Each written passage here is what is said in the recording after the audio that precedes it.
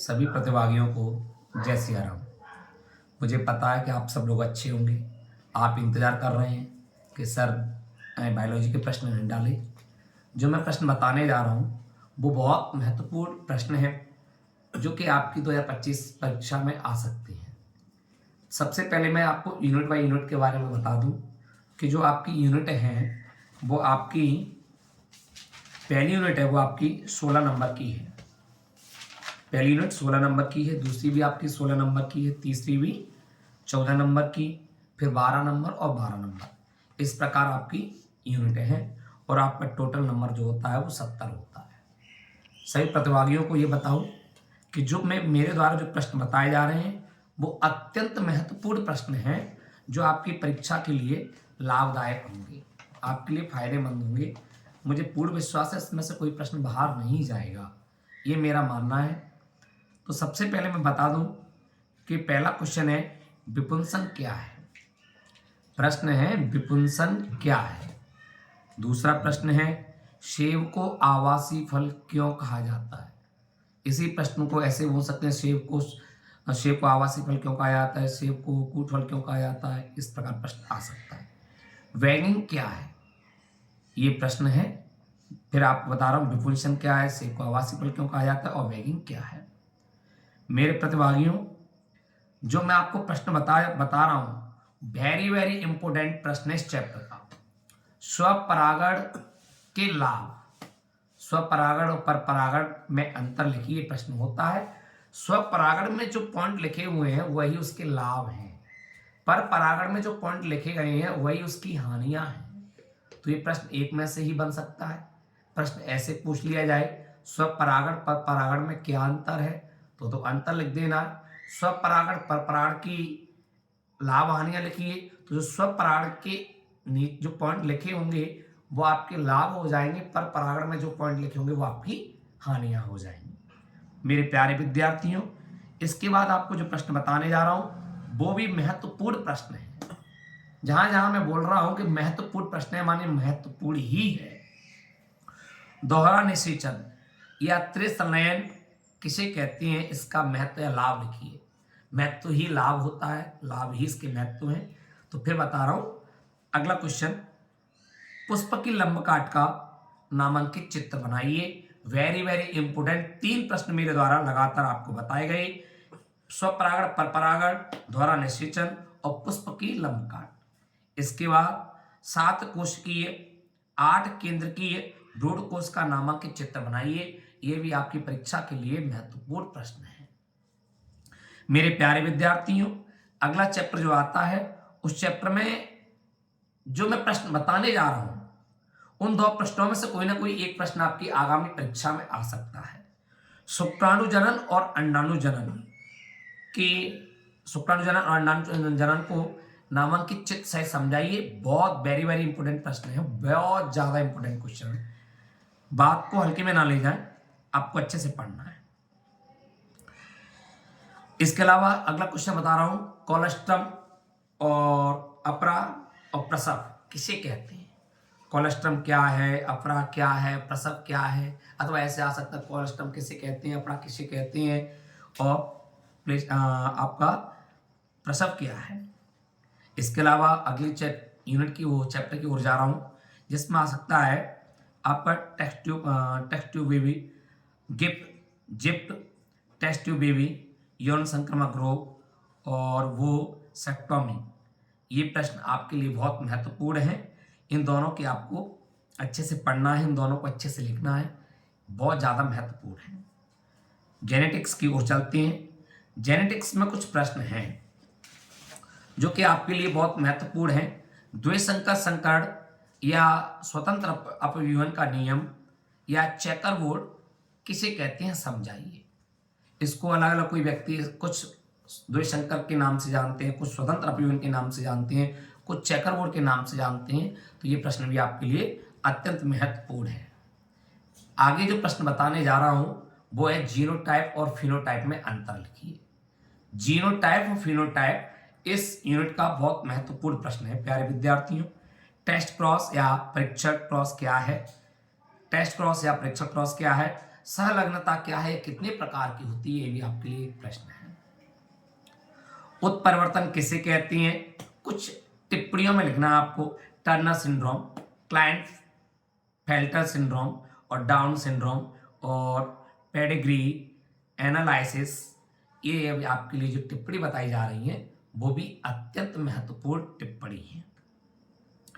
अगला जो क्वेश्चन बताने जा रहा हूं, अपूर्ण प्रभाव्यता का नियम, सम युग्मजी एवं विषम युग्मजी में अंतर लिखिए। ये प्रश्न मेरे द्वारा बताए जा रहे हैं वो अत्यंत महत्वपूर्ण है। अगला प्रश्न है, हीमोफिलिक पुरुष एवं सामान्य स्त्री से उत्पन्न संतानों की वंशागत की को समझाइए। अगला प्रश्न है, जेनेटिक कोड क्या है, इसकी विशेषताएं लिखिए। Very very most important question, genetic code क्या है, इसकी विशेषताएं लिखिए।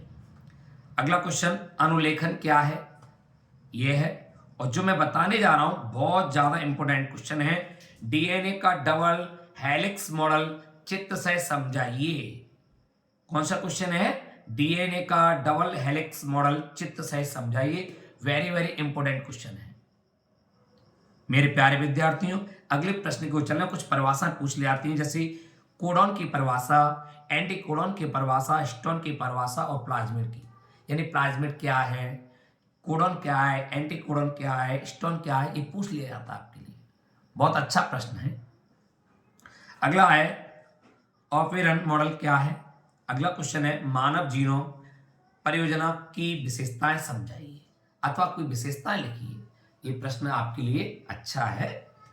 अगले चैप्टर की ओर चलते हैं, समजात अंग एवं समवर्ती अंगों की परिभाषा उदाहरण सहित लिखिए।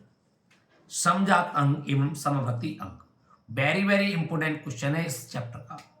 अगला चैप्टर, मिलर एवं यूरो के प्रयोग का चित्र सहित वर्णन कीजिए।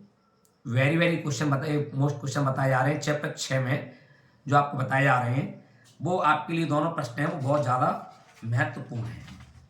अगले चैप्टर की ओर चलते हैं, उसमें क्वेश्चन है, सक्रिय सहज जन्मजात एवं निष्क्रिय अनुकूली अर्जित प्रतिक्रिया में प्रतिरक्षा में अंतर लिखिए।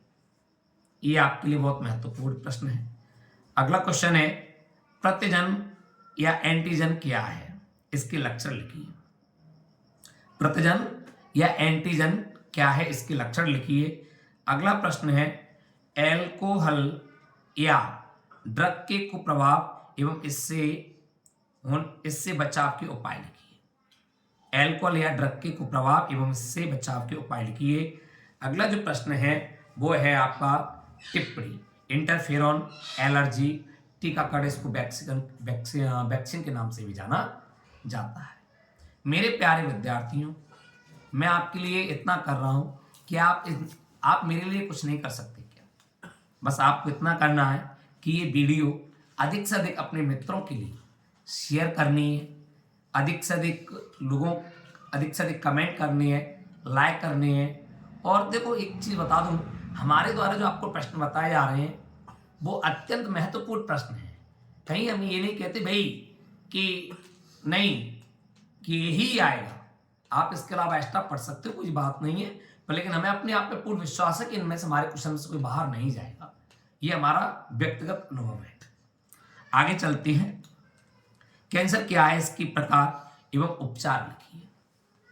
कैंसर क्या है, इसके प्रकार एवं उपचार लिखिए। जो आपको पता है 4 प्रकार हैं, वही महत्वपूर्ण है। प्रतिरक्षी एंटीबॉडी का नामांकित चित्र बनाइए।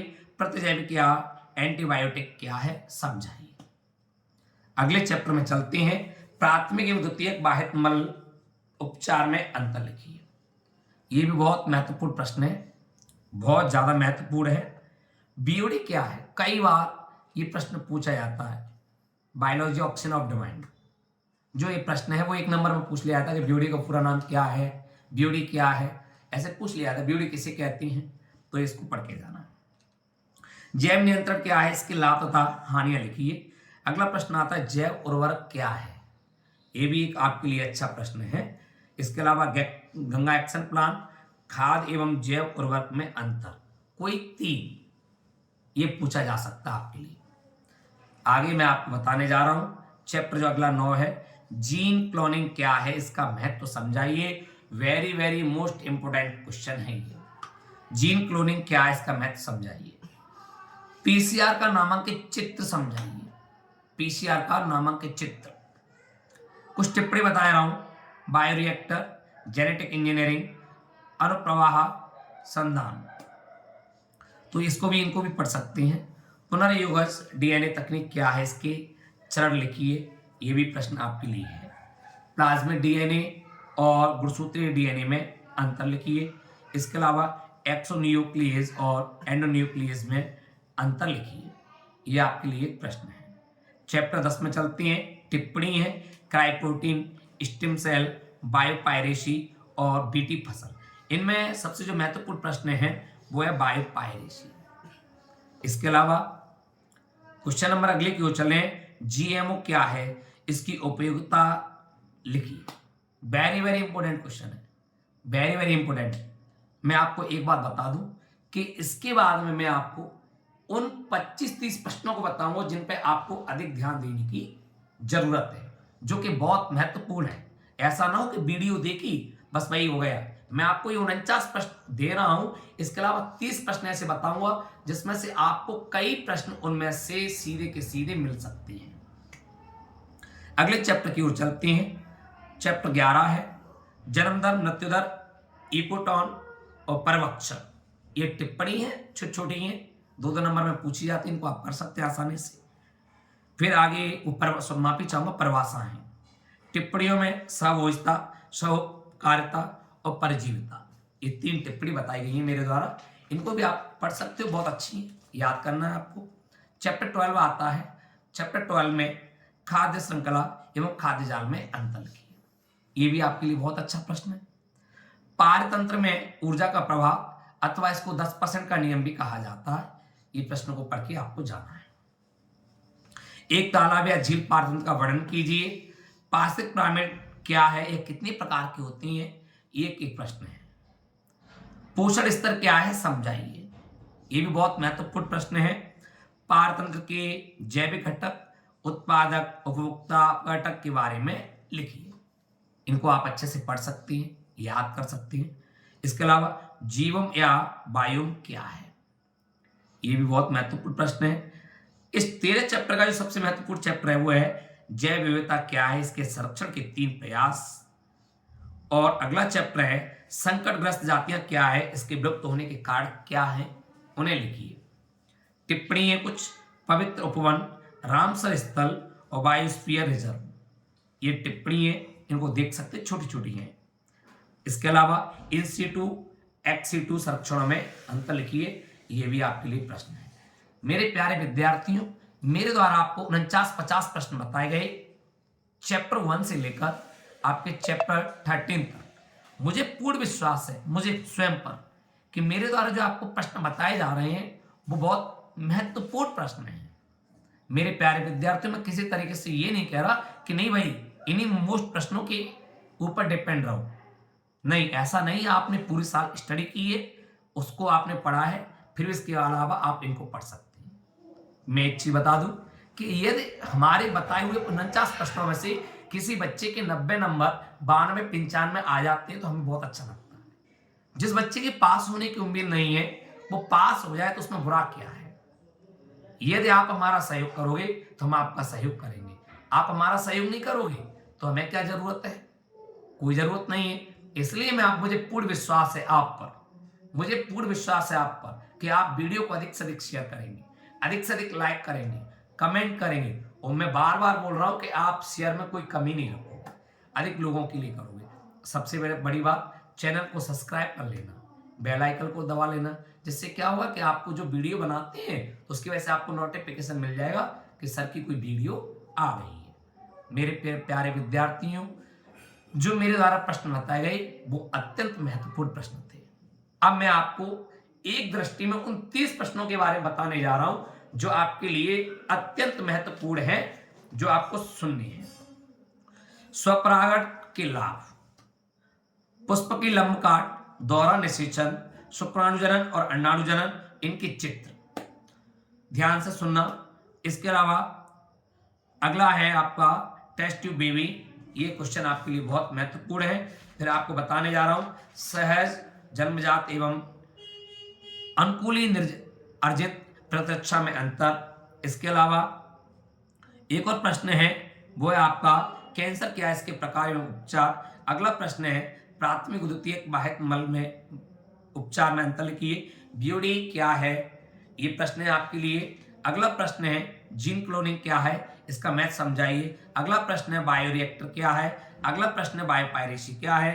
अगला प्रश्न है जीएमओ क्या है। अगला प्रश्न है जन्म दर। अगला प्रश्न है सहभोजता। और अगला जो प्रश्न है वो है खाद्य श्रृंखला एवं खाद्य जाल में अंतर लिखिए।